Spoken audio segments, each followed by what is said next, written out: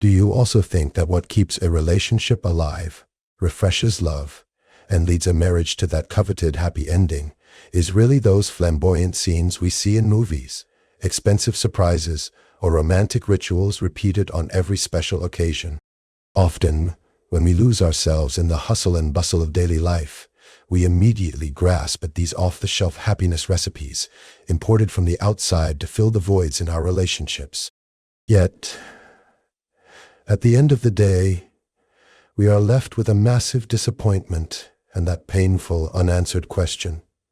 I'm doing everything by the book, so why are we still unhappy? Right at this point, we need to look into the unseen depths of relationships, at the real dynamics beneath that polished surface.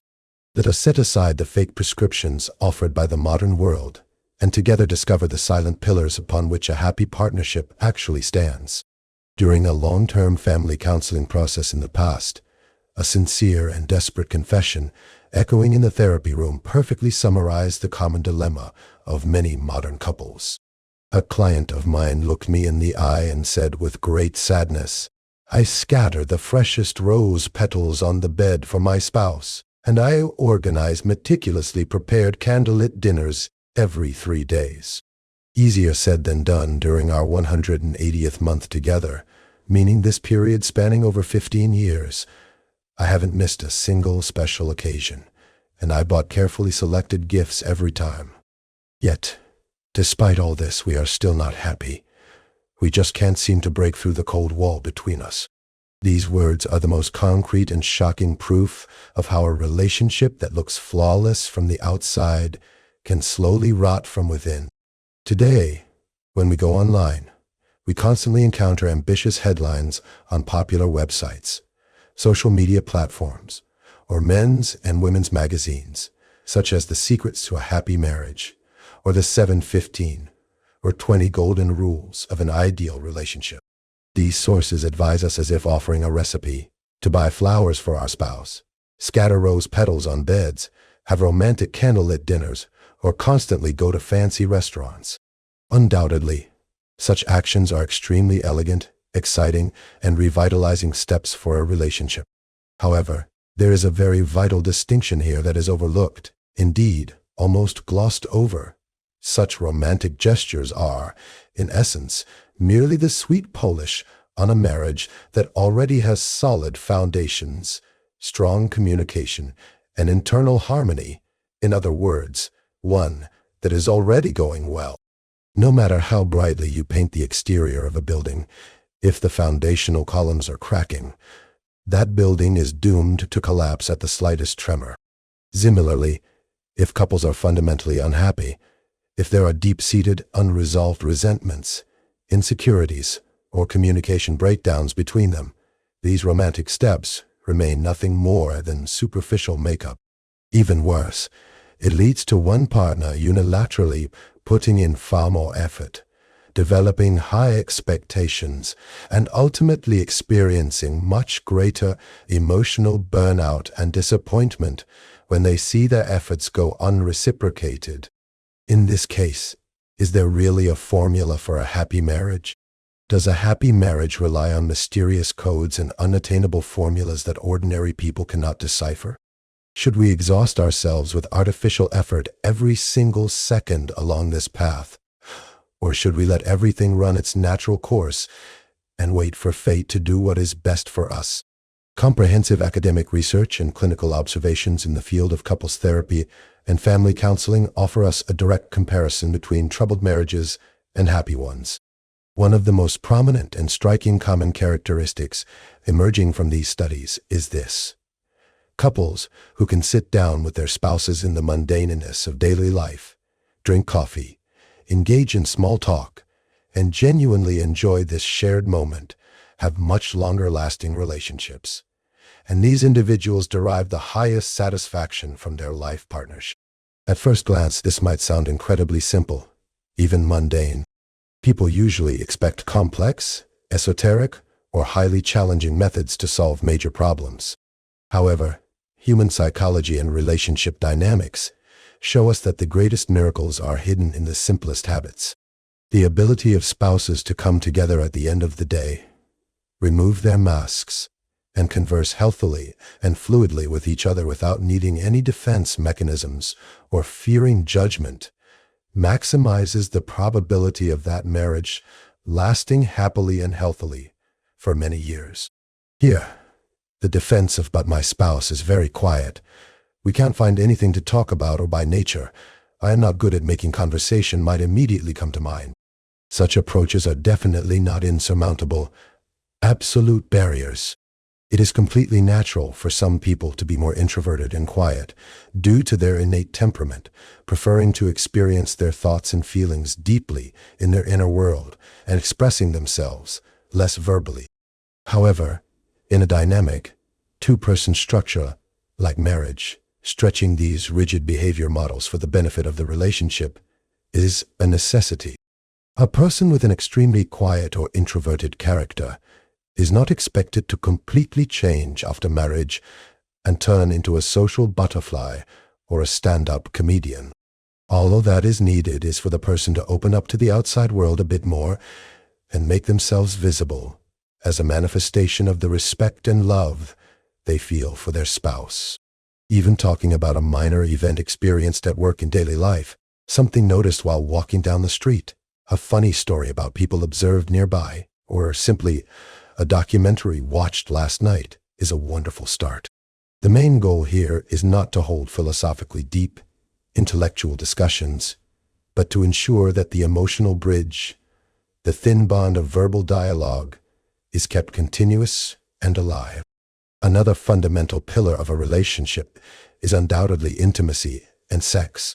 If there were a comprehensive checkup test to measure the overall emotional and physical health of a marriage and show how well it functions, the frequency of physical intimacy, along with the closeness, compatibility, and regularity of the spouses in this area, would be among the most critical parameters of that test.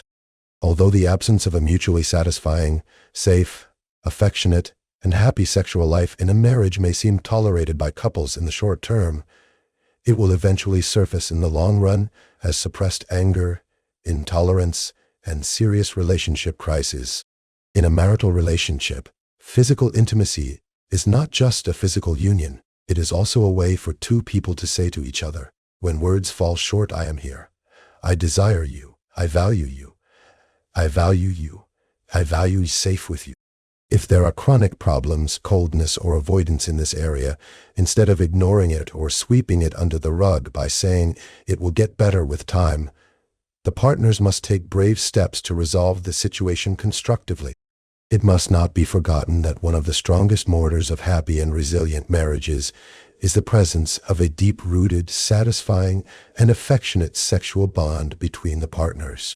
So, what could be the other building blocks of a happy marriage?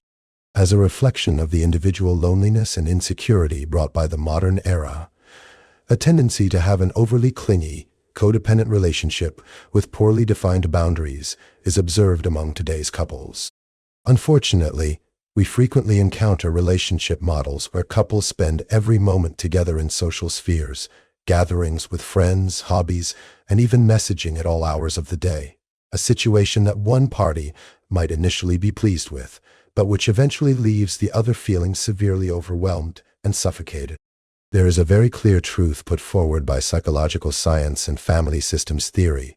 Relationships, whether a newly started dating period or a 30-year marriage, suffer and wear out not from distance, but rather from excessive closeness, enmeshment, and the complete erasure of individual boundaries. It is entirely contrary to the nature of human psychology for individuals to leave no private time for themselves, to completely dissolve their personal space, and to act together every hour of every day of the week as if they were a single organism. For an individual to maintain a healthy sense of self, it is of vital importance to have a private time of their own, a personal space where they can be alone or pursue their own interests. Otherwise, when all of life's existential burden, boredom, and expectation of happiness are loaded onto just one relationship or one person, that relationship collapses under the heavy weight and serious cracks begin to form. While advocating for this balance, We are, of course, not implying a disconnected relationship model where partners do not see each other for most of the week, live in completely separate worlds, or constantly act selfishly independent of their partner. However, spending a small portion, about 10 or 15%, of life with the individual spending time with their own circle of friends, being in their own social environment, or pursuing a personal hobby they enjoy alone, such as reading books, doing sports, or playing an instrument, will, in the long run, make the relationship much fresher, intriguing, and healthier. A person who nurtures their own world will bring back new stories to tell, fresh energy, and a much calmer state of mind when they return to their partner's side. Alongside protecting individual spaces, being able to meet in shared social activities and enjoying them together is another important factor that extends the lifespan of a marriage. Sometimes, there can be significant temperament differences between spouses. For example, while one spouse might enjoy meeting new people outside, traveling, and having an active social life, the other might prefer staying at home, quietness, and preserving their routine.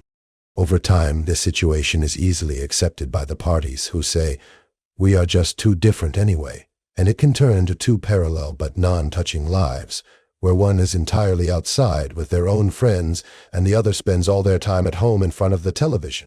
This inevitably leads to emotional alienation between the parties, the weakening of a shared history, and eventually, roommate syndrome. To maintain a healthy marriage, great attention must be paid to this balance.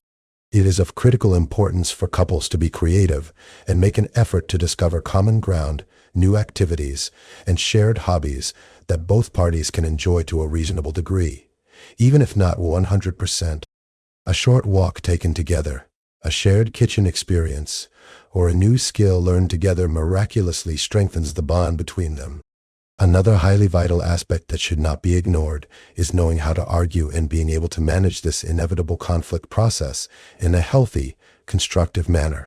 Sometimes we hear couples proudly say, "My spouse and I have been married for 20 years, and would you believe it, we haven't argued even once. Everything always goes perfectly." However, from a professional perspective, this is usually not an indicator of success or happiness as commonly thought.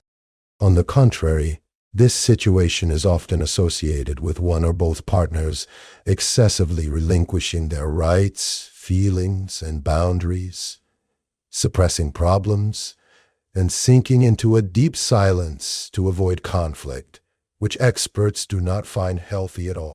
It is highly valuable for spouses to be able to argue within healthy, clear, and safe boundaries.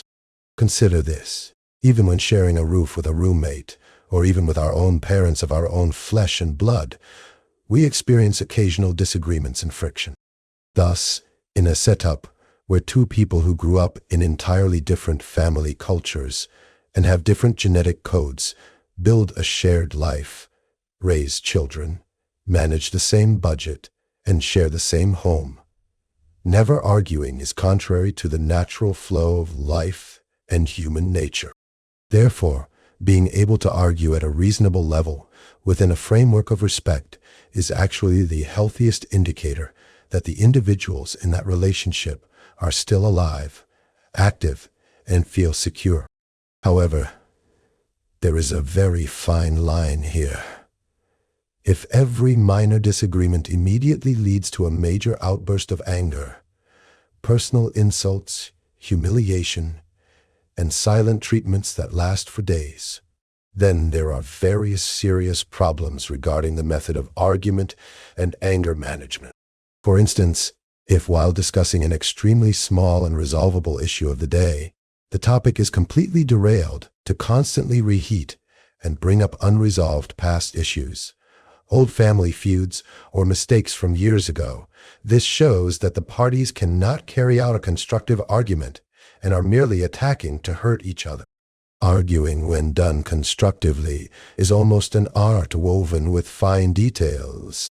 In this regard, being able to adjust the tone of voice during an argument, expressing one's own feelings with I statements instead of blaming with you statements, avoiding destructive criticism, and taking a break when necessary are of great importance. It is observed that couples who develop this conflict resolution skill over time and manage disagreements without stepping on each other's trigger points are much more peaceful, resilient, and happy in their marriages. To sum up, there is no single, absolute, and magic formula for a happy marriage that applies to all of humanity. It is neither realistic nor correct to set rigid, didactic rules like you must absolutely apply this rule, and you must never do that. This is because every relationship has its own unique spirit, its own specific dynamics, history, and cultural texture. However, the common elements that stand out and serve as a compass in scientific research conducted over the years, clinical sessions, and thousands of observed cases can be listed in this way. When you show these fundamental building blocks the sensitivity they deserve, you will see with your own eyes that an unshakable, warm, and sincere bond of love begins to build itself between you and your spouse without any need to scatter rose petals on beds on every special occasion, and that the dark clouds over your relationship disperse, leaving their place to a deep sense of peace. If you also feel that you are going through similar processes in your marriage or long-term relationship, please do not hesitate to share your own experiences with us. Let's meet in the comments section and dive deeper into this topic together. To help this and similar content we prepare reach more people, and to allow us to offer you higher quality analyses, do not forget to like our video article, subscribe to our channel page, and turn on that little notification bell. Until we meet again on our next insight-filled journey, take very good care of yourself and your relationship.